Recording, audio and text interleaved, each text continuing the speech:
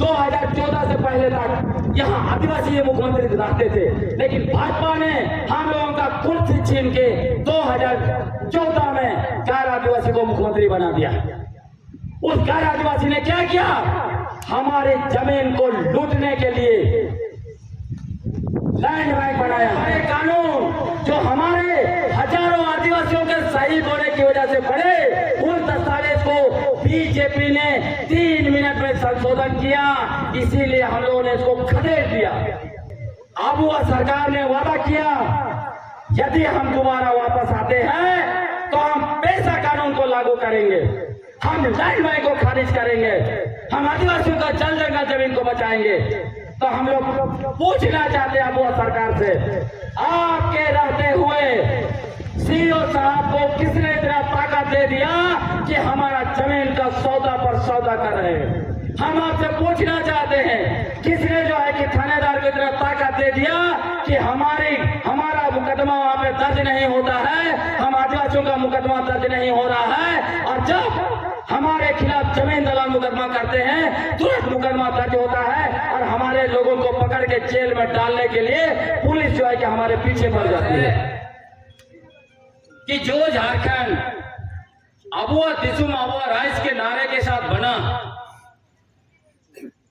और इस झारखंड को बनाने के लिए हमारे आदिवासियों ने जिस आंदोलन की शुरुआत की, और जिस आंदोलन को 70 साल के बदौलत इस राज का गठन हुआ, जो राज हमारे नाम से बना, उस राज में आज क्या हुआ कि हम लोगों को सीओ भगाओ जमीन बचाओ जैसा नारा देना पड़ रहा है। यह चिंतनीय विषय है।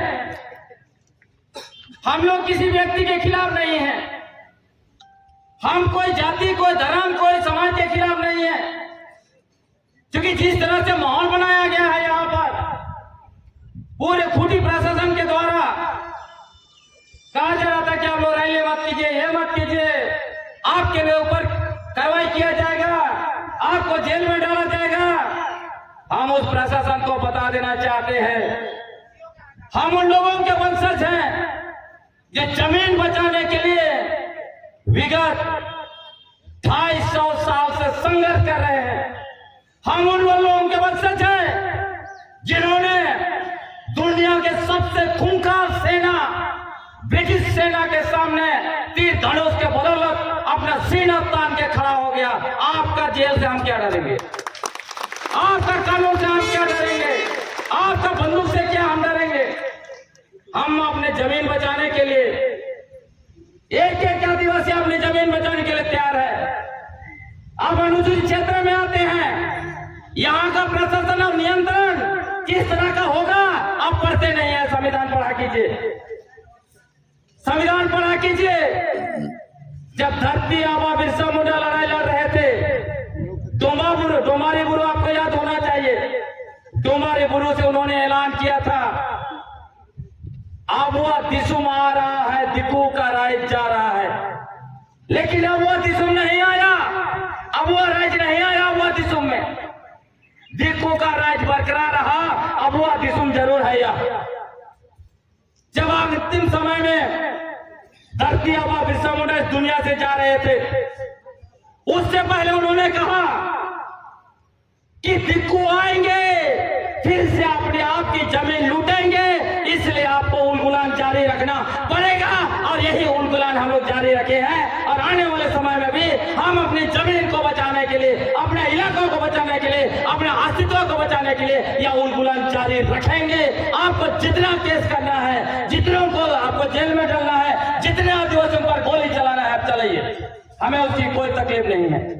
लेकिन यदि आप कहेंगे कि आप अपना जमीन छोड़ दो सीएनटी के खिलाफ, उसका अवहेलना करके हम आपकी जमीन में बिल्डिंग बनाते रहेंगे, सीओ जो है कि हमारा जमीन को इधर उधर बंदरबाट करते रहेंगे, और थाना में जब हमारे लोग केस करने जाएंगे तो आप केस नहीं करेंगे, और जमीन दलाल हमारे खिलाफ केस करेंगे तो आप केस करेंगे हमारे खिलाफ, और हम नौटंकी देखते रहेंगे।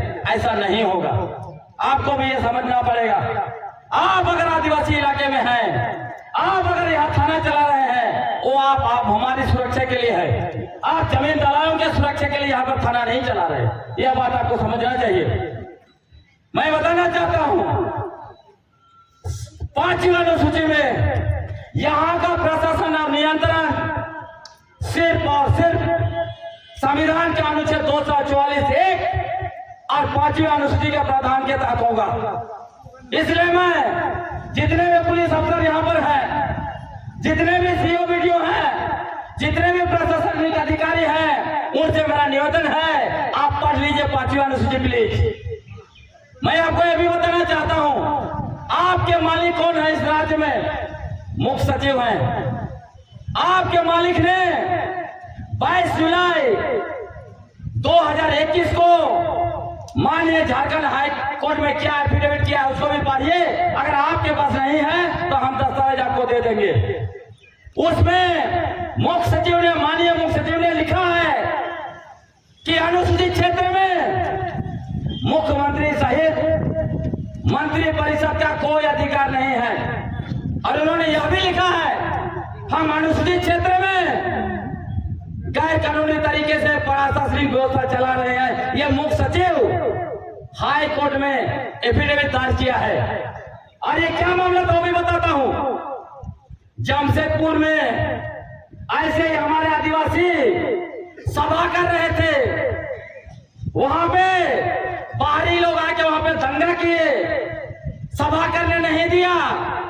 तब हमारे लोगों ने मुकदमा किया झारखंड हाईकोर्ट में।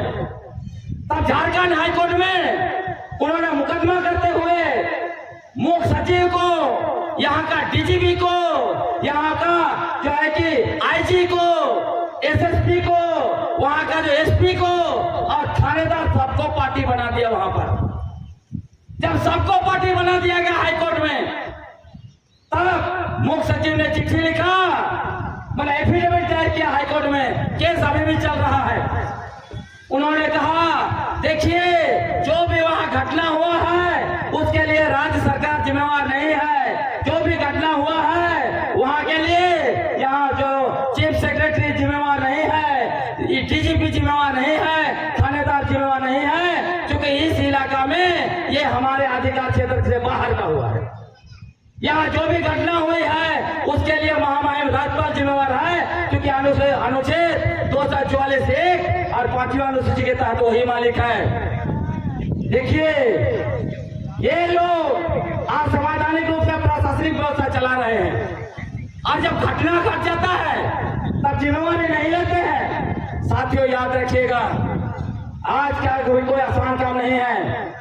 आज हो सकता है प्रशासन जानबूझ के यहाँ दंगा करा सकता है। प्रशासन जानबूझ के ऐसे लोगों को भेज सकता है जो मारपीट करेंगे। जमीन दलाल हो सकता है जानबूझ के ऐसे लोगों को उकसाएंगे जिससे हम लोग भड़क जाएंगे और जो है कि दंगा फसाद होगा और हम लोग के लोग जिम्मेवार बनाएंगे और बाद में बोल देंगे ये इलाका तो हमारा है ही नहीं है।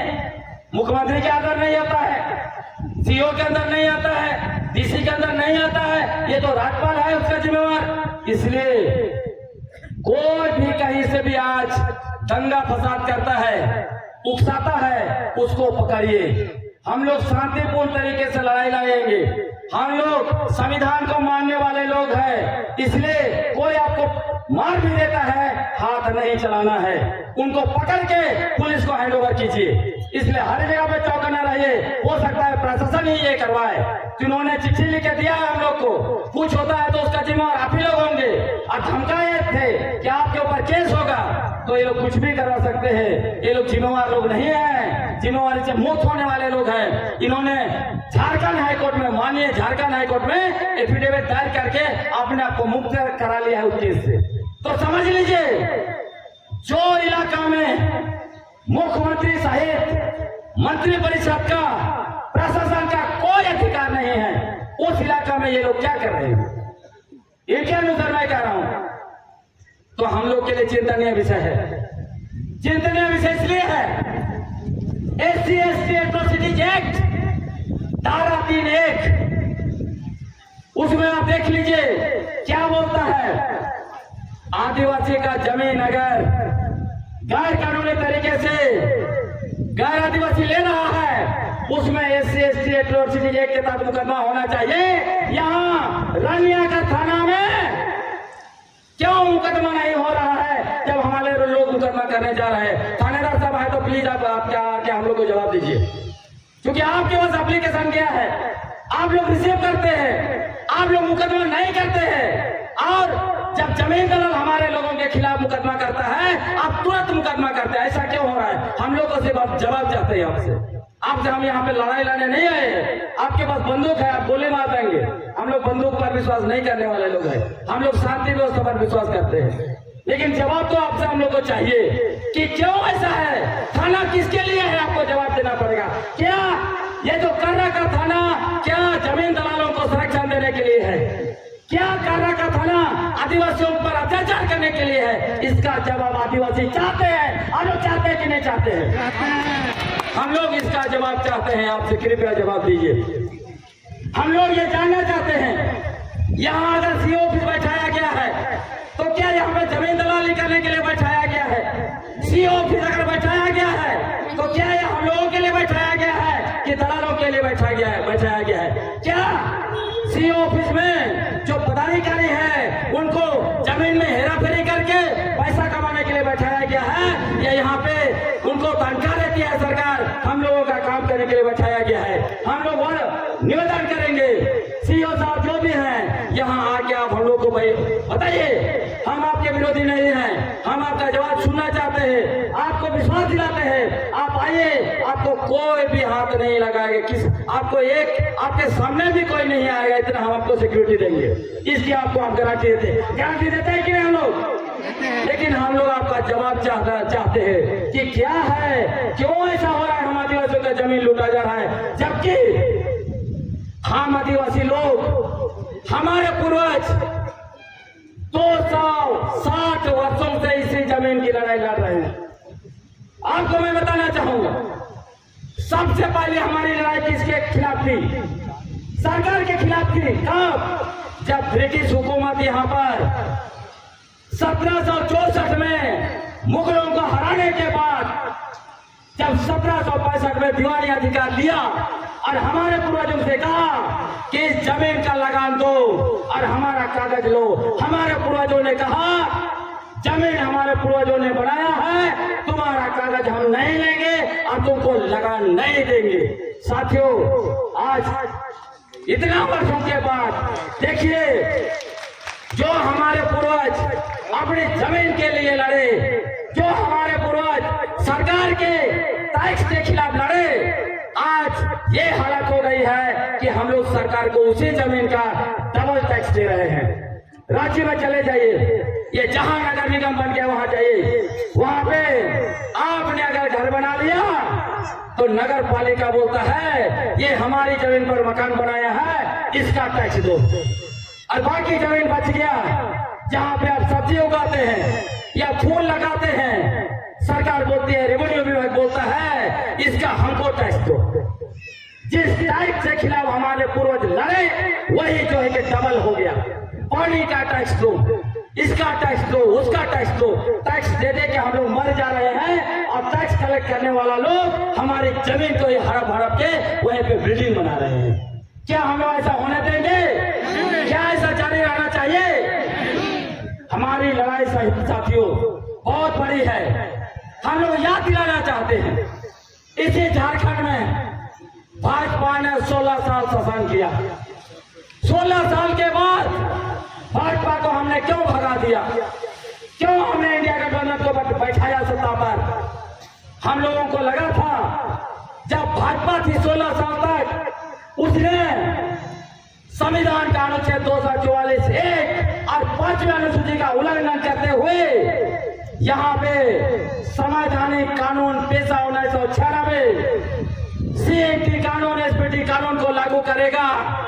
लेकिन उसके जगह भाजपा वालों ने क्या किया? उन लोगों ने 2001 में औद्योगिक नीति लेके आ गया।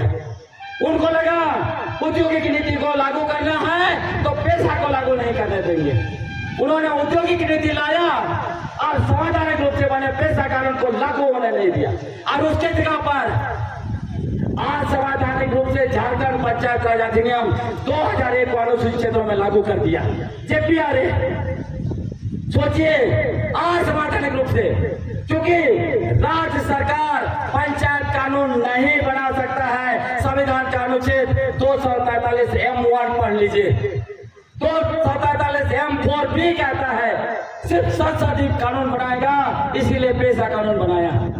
जब बिहार सरकार ने 1993 में पंचायत कानून बनाया था, पटना हाईकोर्ट ने उसको खारिज कर दिया।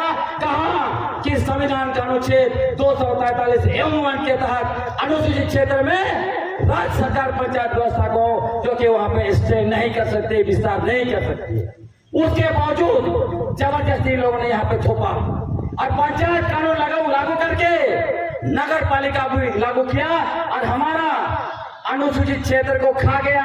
जहां नगर पालिका होगा वहां अनुसूचित ये पंचायत कानून नहीं लागू होगा। पंचायत का अधिनियम धारा 1 उप धारा 2 देखिए, मतलब जो काम 5वां अनुसूची का पायरा 6(2) के तहत राष्ट्रपति को करना है, वो काम जो है कि विधानसभा कर रहा है। बाप रे बाप, संविधान के खिलाफ इसे इन लोगों ने किया और यहाँ हमारे ऊपर थोपा। और जब राज्य का कानून लगेगा, जहां 2 कानून टकराएगा, संसद का और विधानमंडल का, वहां संसद का कानून लागू होगा 254 के तहत। यदि संसद का कानून लागू करना नहीं है तो विधानमंडल का कानून को राष्ट्रपति से अनुमोदन कराना पड़ेगा, लेकिन जेपीआरए को अनुमोदन नहीं किया और यहां लागू कर दिया। उसी तरह नगर पालिका अधिनियम 2011 में अर्जुन मुंडा की सरकार ने लाया। संविधान में जब लिखा हुआ है अनुच्छेद 243(1) कि अनुसूचित क्षेत्र में नगर पालिका व्यवस्था नहीं होगा, फिर आपने कैसे बना दिया?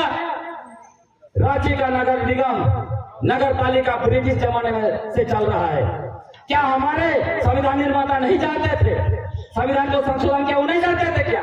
उसके बावजूद उन्होंने लिखा संविधान का अनुच्छेद 243(1) में कि नगर पालिका कानून इधर नहीं चलेगा। अब देखिए, नगर पालिका लागू कर दिया असंवैधानिक रूप से और आपका डबल टैक्स वसूल रहा है। सोचिए, संवैधानिक कानून लागू नहीं, असंवैधानिक काम यहाँ बीजेपी ने किया। इसी तरह ये राज आदिवासियों के बदौलत बना है। 2014 से पहले तक यहाँ आदिवासी ये मुख्यमंत्री रहते थे, लेकिन भाजपा ने हम लोगों का कुर्सी छीन के 2014 में गैर आदिवासी को मुख्यमंत्री बना दिया। उस गैर आदिवासी ने क्या किया? हमारे जमीन को लूटने के लिए लैंड बैंक बनाया और यहां तक किया, एक तरफ सरना ईसाई के नाम से लोग मूर्खा लड़ाई करते हैं, वो तो ईसाई आदिवासी तुम्हारा सब कुछ छीन ले रहा है। दोनों आदिवासी को मूर्खा जैसा चूरा बांधते हैं। दोनों मूर्खा समझता है कि हम ताकतवर, हम इसको मार देंगे। जब तक हम लोग मूर्खा लड़ाई करते रहे, 16 साल तक हमारे इलाके में पैसा लागू नहीं होने की वजह से गैर आदिवासियों का पूरा आदिवासी इलाके में बिल्डिंग भर गया। जब हम लोग का मूर्खा लड़ाई खत्म हुआ, देख रहे हैं हमारी जमीन पर गैर आदिवासियों का माल खड़ा है। हम लोग देख रहे हैं हमारे पहाड़ों पर उनका क्रसर चल रहा है। हमारे इलाके का नदी में तन जो है कि घुस रहा है उनका ट्रैकर, हमारा बालू चोरी कर रहा है, हमारा मुरब चोरी कर रहा है। बाप रे बाप। तो भाजपा ने 16 साल तक आदिवासी को सरना ईसाई के नाम पर मुर्गा लड़ाया और हमारा सारा चीज छीन लेने का काम किया। उसके बाद देखिए, सीएटी और एसपीटी कानून ये मामूली दस्तावेज नहीं है, हमारे पूर्वजों के खून से लिखेगा ये कानून है। ये दोनों कानून क्या बोलता है? आदिवासी का जमीन गैर आदिवासी नहीं ले सकता है। लेकिन इन दोनों कानूनों को विधानसभा में बिना पास किए 3 मिनट में संशोधन किया। याद रखिए, इतने बड़े कानून जो हमारे हजारों आदिवासियों के शहीद होने की वजह से बड़े, उन दस्तावेज को बीजेपी ने 3 मिनट में संशोधन किया। इसीलिए हम लोगों ने इसको खदेड़ दिया। प्रॉपर्टी कार्ड लाया था, ग्राम सभा की जमीन को पार्टी जमीन बोल के लूट रहा था। इसीलिए हम लोगों ने 2019 में बीजेपी को खदेड़ दिया और 2019 के बाद 2024 में हमने उनको दोबारा आने नहीं दिया, क्योंकि 2019 से 24 तक कोरोना था। भाजपा ने इन इनकी सरकार को लूटने का काम किया, इसलिए हम लोग वो सवाल नहीं उठाए। लेकिन अब वह सरकार ने वादा किया, यदि हम दोबारा वापस आते हैं तो हम पेशा कानून को लागू करेंगे, हम लैंडमाइन को खारिज करेंगे, हम आदिवासियों का जल जंगल जमीन को बचाएंगे।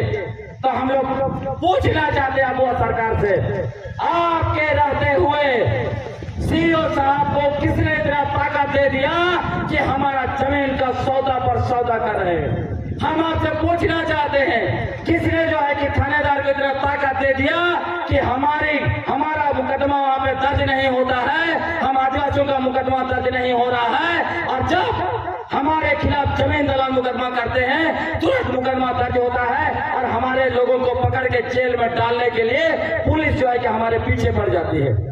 इस सवाल का जवाब अब वह सरकार को देना पड़ेगा, ऐसे हम लोग नहीं छोड़ सकते हैं, क्योंकि आप माँ बाप है तो आपको जवाब देना पड़ेगा बच्चा को। बच्चा कब तक रोएगा? जब तक आप जवाब नहीं देंगे हम लोग रोएंगे। और ये भी आपको कहना चाहते हैं, यहां से जिस तरह से 21 तारीख को हम लोगों ने हजारों की संख्या में विधानसभा घेरा ना, बहुत जल्दी पूरे झारखंड के आदिवासी मोर्चाबंदी घेरेंगे। यदि हमारे पास ऐसा ही अत्याचार होता रहा, यदि हमारी जमीन लूटी जाती रही, यदि सीओ को नहीं हटाया जाता, यदि थाना में हमारे मुकदमा दर्ज नहीं होते और जमीन दलालों पर कार्रवाई नहीं होता, हमारे जमीन को लूटने पर कार्रवाई नहीं होता, तो हम लोग मोर्चाबंदी कुछ करेंगे कि नहीं? जाएंगे ना, लाखों की संख्या में जाएंगे। मैं आखिरी बात कहना चाहता हूँ।